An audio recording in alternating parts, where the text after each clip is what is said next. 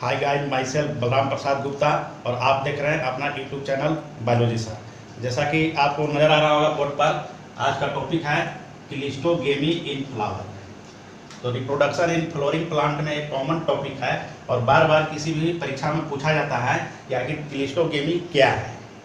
तो बहुत सारे लोग जानते भी होंगे कि क्लिस्टोगेमी जो है वो ऐसे फ्लावर को कहा जाता है कि जो कि चारों तरफ से पेटल से कवर रहता है, यानी वो क्लोज होता है। तो इसका हम लोग आज मीनिंग समझने का प्रयास करेंगे। तो टर्म देखिए है क्लिस्टोगेमी,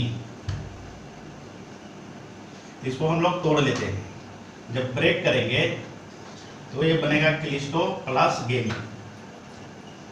तो क्लिस्टो मीन्स होता है क्लोज और गेमी मीन्स होता है मैरिज। कॉमन लैंग्वेज में इसको क्लोज मैरिज या यूनियन कहा जा सकता है, या एक शब्द में जिसको कहा जाए तो हिडन मैरिज या हिडन यूनियन। ये इसका शाब्दिक मीनिंग हो गया। अब हम लोग क्लिस्टोगेमी क्या समझते हैं कि इसका आखिर फ्लावर किस प्रकार का होता है। तो चलिए इसको हम लोग समझने के लिए एक डायग्राम बना लेते हैं।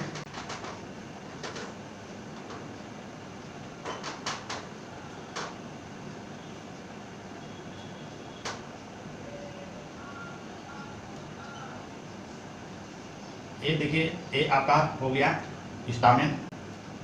अब हम लोग बना लेते हैं पेटल।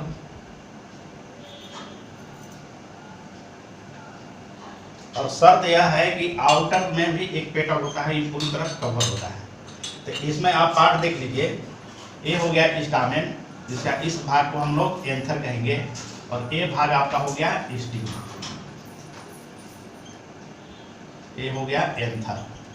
तो परागन की क्रिया में होता क्या है कि जो पोलन ग्रेन्स जो हैं, जो कि एंथर में बनते हैं, उनका ट्रांसफर होता है स्टिग्मा तक। यानी परागन की क्रिया में परागकण का स्थानांतरण, transfer of pollen grain from anther to stigma inside the covering area. इसका मतलब है कि यह चारों तरफ से पेटल से घिरा हुआ है, क्लोज फ्लावर। दूसरा है कि चारों तरफ से सील है, तो इसलिए इसको कहा जाता है मैकेनिकली सील। और ये कभी भी ओपन नहीं होगा, डू नॉट ओपन। ये इसका कैरेक्टरिस्टिक्स फीचर हो गया।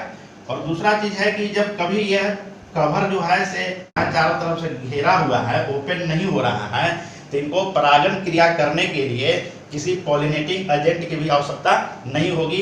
यानी हवा, पानी, इंसेक्ट्स, एनिमल्स, बर्ड्स, इन सबको पॉलिनेटिंग जो एजेंट है, इसको परागन करने के लिए आवश्यकता नहीं होगी। क्यों नहीं होगी? Because they are encircle with petal from outer sides. Second point हो जाएगा, they do not need pollinating agent. तीसरा पॉइंट हो जाएगा, ये इन सर्किल दिख रहे हैं, पेटल का सर्किल है, इन सर्किल विथ पेटल्स। एक चीज और इसमें हम समझने का प्रयास करेंगे कि आखिर जो पॉलिनेशन जो होगा इसमें किस प्रकार की संभावना है। तो एक यह पुष्प है, तो एक पुष्प के एंथर से परागकण निकलकर उसी पुष्प के स्टिग्मा तक पहुंच रहे हैं। तो ऐसे कंडीशन को हम लोग क्या कहते हैं? Self pollination. तो इसमें चांस क्या है? Self pollination. Autogamy means with in same flower.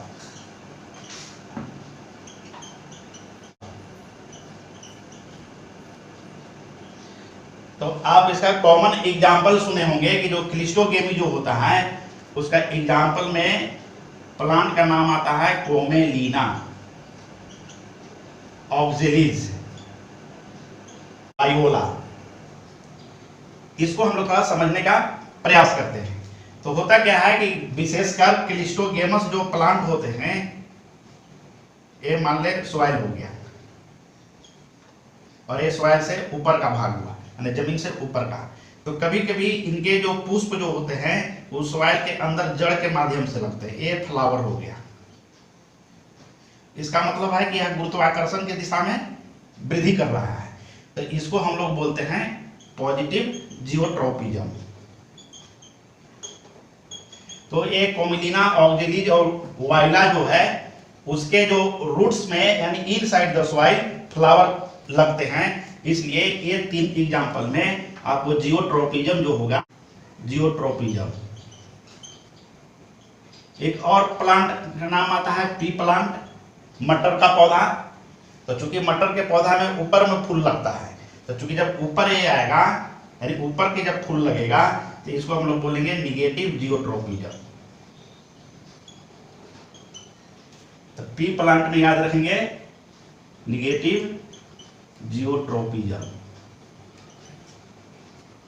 Next चीज है कि आखिर ये किस प्रकार के पॉलिनेशन को फेवर करेगा। क्योंकि चारों तरफ से क्लोज है तो कहीं भी क्रॉस पॉलिनेशन का चांस नहीं है, तो सिर्फ किसको फेवर करेगा, सेल्फ पॉलिनेशन को। It favours only self pollination.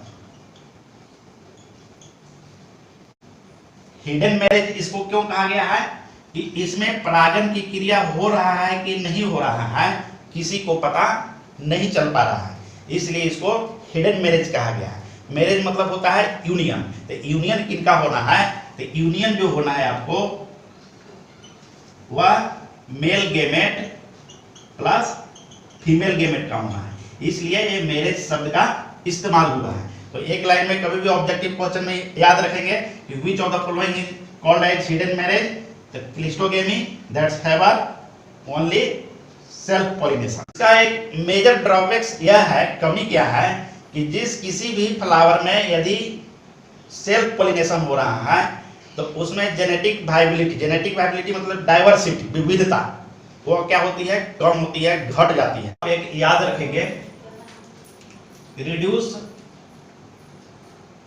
Biological fitness.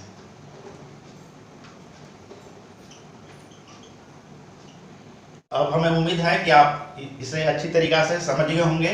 यदि आपको वीडियो अच्छा लगा तो हमारे YouTube चैनल बायोलॉजी सर को लाइक कीजिए, सब्सक्राइब कीजिए और शेयर कीजिए।